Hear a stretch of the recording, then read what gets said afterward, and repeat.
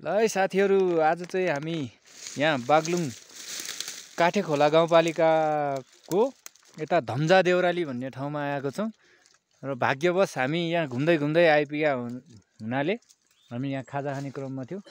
तर अहिले चाहिँ हामी यहाँ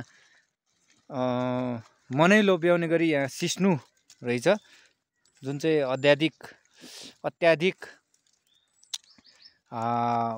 औषधि प्रयोजनको लागि युज हुने भएर हामीले चाहिँ भाग्यवश टिप्न पाएको छौँ। यहाँ शेरबहादुर दाई हुनुहुन्छ रामचेको, उहाँले चाहिँ सिस्नु धम्माधम टिप्दै हुनुहुन्छ। भरे हामी यो लगेर के गर्ने रे शेर दाई? पूजा गर्ने, ढिँडो खाने होला। ढिँडो, मकैको ढिँडोसँगै यो सिस्नु खान्छौँ। भएसम्म त्यो पनि भिडियो हाल्नेछौँ, हेर्नु होला। यहाँ सिस्नुको घारी नै छ। ल, यति राम्रो सिस्नु छ है त। आउनु होला तपाईँहरू पनि घुम्नलाई। यो धम्जा देउराली भन्ने ठाउँ चाहिँ निकै नै रमणीय रहेछ।